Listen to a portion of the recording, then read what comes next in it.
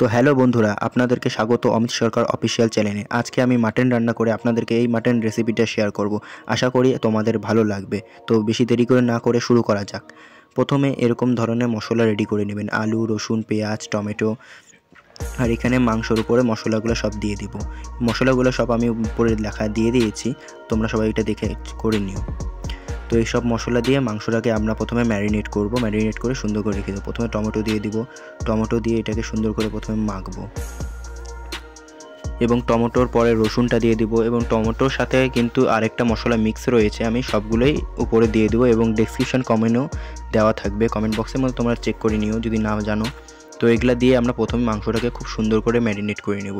তো আমরা মাংসটাকে আগে ভালো করে ম্যারিনেট করে নিই।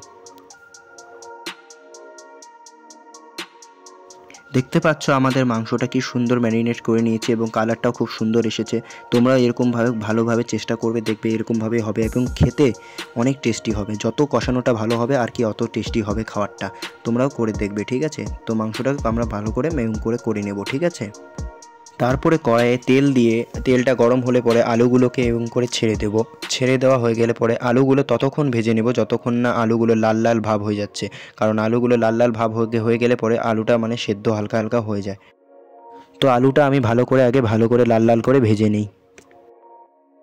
আমাদের আলুটা ভাজা হয়ে গিয়েছে, দেখতে পাচ্ছ লাল লালভাবে। আলুটাকে একটা প্লেটের মধ্যে এইভাবে নামিয়ে নিব আমরা সুন্দরভাবে। দেখতে পাচ্ছ নামিয়ে নিয়েছি আমি।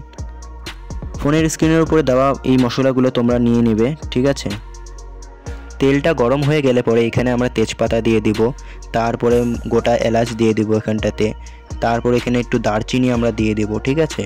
সব কিছু মশলা যেগুলো ওই স্ক্রিনে আমি দিয়ে দিয়েছি, এগুলো সব দেখে নিয়ে তোমরা করে নিও, ঠিক আছে? এগুলো দিয়ে ভালো করে লাল লাল করে এটাকে আমরা একটু ভেজে নেব। তো আমরা আগে এটাকে ভেজে নিই।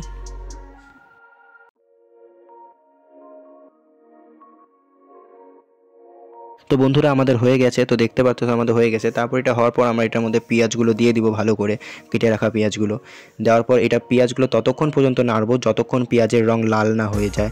লাল হওয়া পর্যন্ত আমরা এটাকে নাড়তে থাকবো। তো আমরা এটাকে আগে ভালো করে নেড়ে নিই।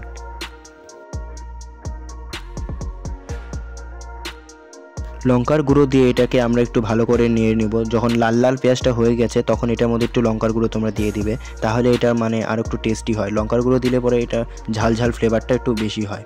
তো এটা দিয়ে তোমরা একটু ভালো করে কিছুক্ষণ নেড়ে নেবে।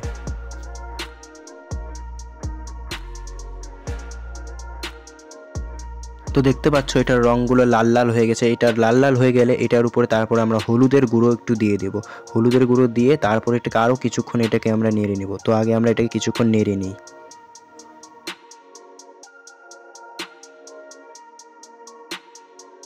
ম্যারিনেট করে রাখা মাংসগুলো তারপরে আমরা এটার উপরে দিয়ে দিব। যখন একটু নেড়ে নেওয়া হয়ে যাবে পেঁয়াজগুলো, তার উপরে ম্যারিনেট করা মাংসগুলো দিয়ে আমরা আরও কিছুক্ষণ এটাকে ভালো করে কষাতে থাকবো। যতক্ষণ না মাংস শুদ্ধ সব কিছু পুরো লাল লাল কালার হয়ে যাচ্ছে ততক্ষণ আমরা পুরো এটাকে নাড়তেই থাকবো।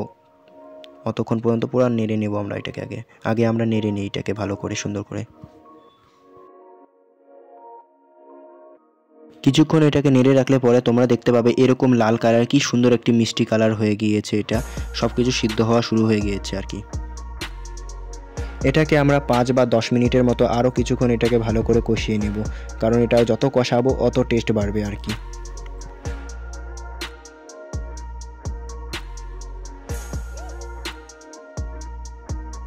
এখানে আলু টিকি দিয়ে তারপরে আমরা এটাকে ভালো করে আগে কষিয়ে নেব। আরও 10 থেকে 5 মিনিট পর্যন্ত আমরা এটাকে আগে কষাবো। কষানো হয়ে গেলে তারপরে একটুখানি জল দিব, জল দিয়ে এটাকে আরও কষাবো।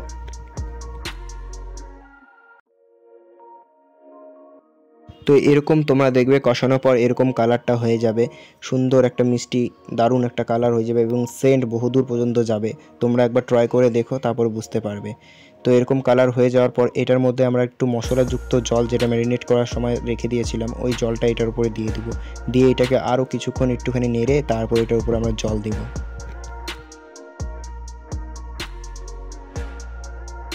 তো এটাতে পরিমাণ মতন জল দিব। যতটুকু জল তোমার প্রয়োজন, যতটুকু ঝোল খেতে চাও অতটুকু পরিমাণ অনুযায়ী তোমরা আর কি এখানে জল দেবে। জল দিয়ে এটাকে কিছুক্ষণ আর একটু নেড়ে নেব আমরা। নেড়ে সুন্দরভাবে নেড়ে টেড়ে এটাকে ঢেকে দেব।